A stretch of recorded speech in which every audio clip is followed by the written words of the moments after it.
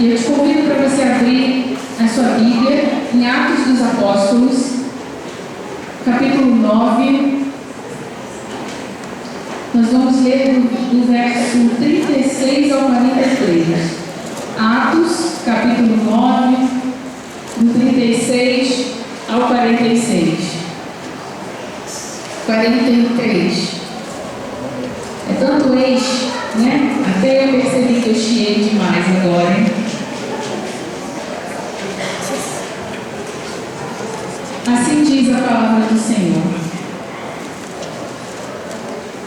Havia em Jope uma discípula por nome Tabita, nome este que traduzido quer dizer Dorcas. Era ela notável pelas obras e esmolas que fazia. Ora, aconteceu naqueles dias que ela adoeceu e veio a morrer.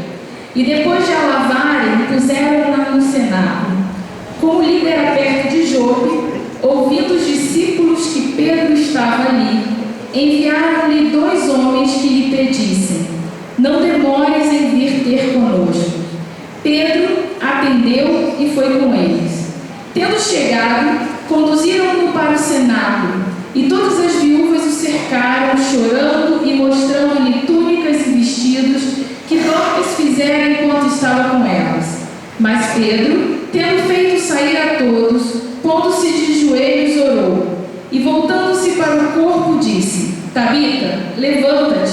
Ela abriu os olhos e, vendo a Pedro, sentou-se. Ele, dando-lhe a mão, levantou-a e, chamando os santos, especialmente as viúvas, apresentou-a viva. Isto se tornou conhecido por toda Jope, e muitos creram no Senhor. Pedro ficou em Jope muitos dias, em casa de um curtidor chamado Simão. Eu não vou me alongar muito, mas eu gostaria de apresentar o que na minha percepção foi determinante para o milagre da ressurreição de Dorcas.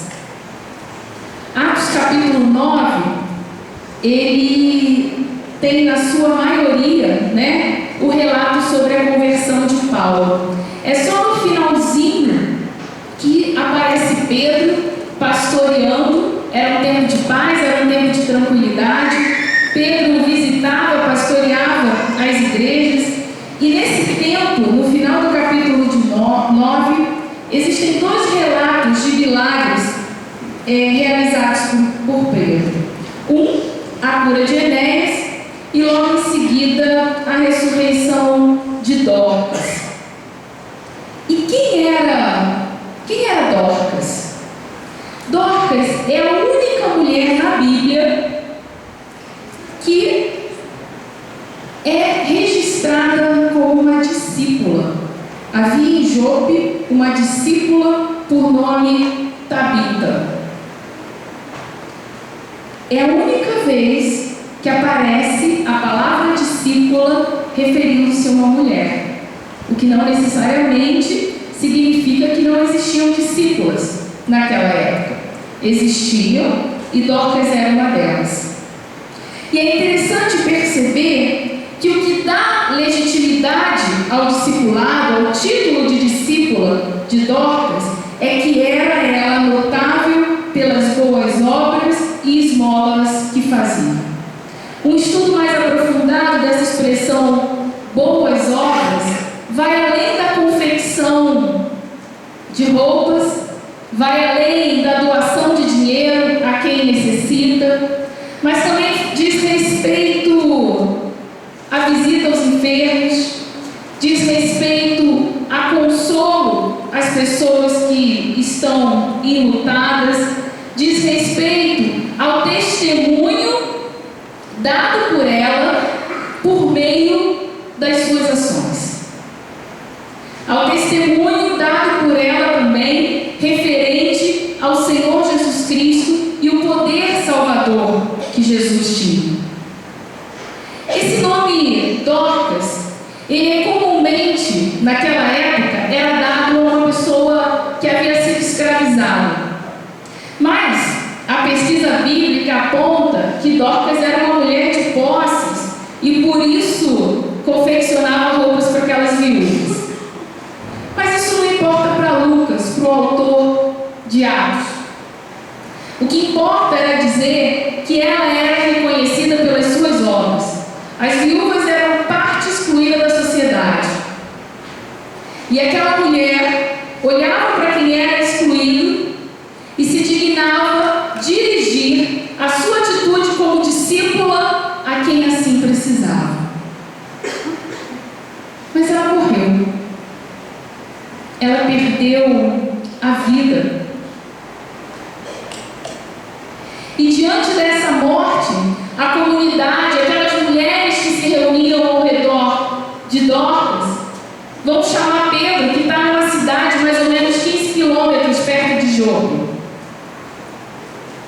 E Pedro chega, e a maneira como Pedro age em relação a Dorcas é como Jesus fazia e como os profetas do Antigo Testamento faziam. Essa é uma forma de legitimar a ação de Pedro. Pedro dá a mão a ela, o versículo 41 aponta para a gente. Ele, dando-lhe a mão, levantou-a e, chamando os santos, especialmente as viúvas, apresentou-a viva. Ele lhe deu a mão e ele levantou-a. E antes disso, no versículo 40, diz o seguinte: mas Pedro, tendo feito sair a todos, pondo-se de joelho, orou, e voltando-se para o corpo, disse: Tabita, levanta-te. Ela abriu os olhos e, vendo a Pedro, sentou-se. Para mim, algo que foi determinante na ressurreição de Dorcas foram as relações estabelecidas entre as pessoas e a relação estabelecida com Deus. A relação de discipulado que Dorcas estabelecia com aquelas viúvas era uma relação de doar de si mesmo e era uma relação de investimento nessas pessoas. Isso fez com que aquelas mulheres reconhecessem o valor de Dorcas e fossem em busca da ressurreição delas. O outro ponto importante é a relação que Pedro tinha com Deus. Uma relação pautada por oração e por ação. Uma relação pautada por uma espiritualidade que o liga a Deus, mas também por uma espiritualidade que o liga as pessoas. Ele orou e agiu. Nós estamos num tempo de esgarçamento das relações. Cada vez mais aumenta o número de amigos no Facebook. Eu quero pedir perdão se eu ainda não aceitei alguém que me solicitou, porque eu fico meio confusa às vezes com isso. Mas o fato é que, para além dos amigos do Facebook, em que medida a minha relação com Deus tem me estimulado a fortalecer a minha relação com as pessoas? Atos de piedade e obras de misericórdia são as marcas de nós metodistas. Uma espiritualidade fervorosa de jejum, de oração, só tem sentido se ela me leva em direção às pessoas. Se essa espiritualidade que eu tanto prezo, que eu tanto busco, que eu tanto afirmo no culto, se ela não está me levando em direção às pessoas, ela está esvaziada de sentido. Nós somos uma comunidade que Deus chama a sairmos de nós mesmos, e em direção, em busca da ressurreição para aquelas e para aqueles que estão mortificados dentro da nossa casa. Amém? Amém. Queria te convidar a se colocar em pé.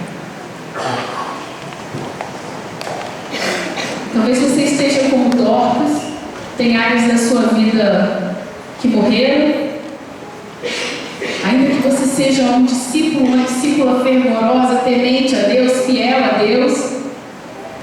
Mas a morte bate na casa de quem é crente, sim. E a graça de Deus nos ajuda a superar.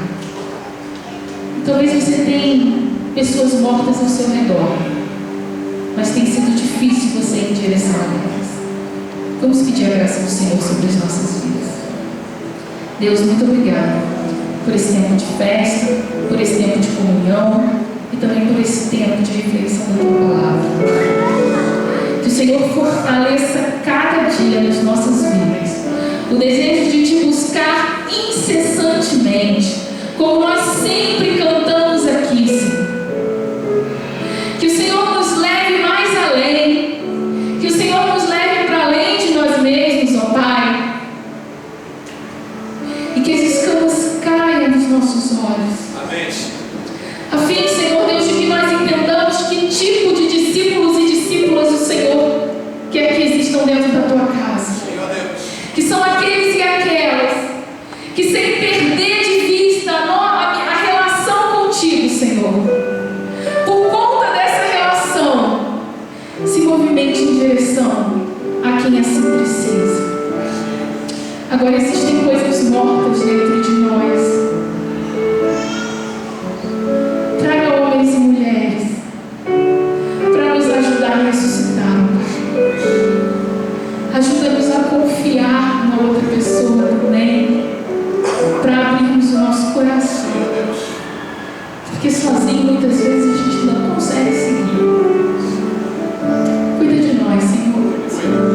Cuida desse país, Senhor Deus, que está tão difícil.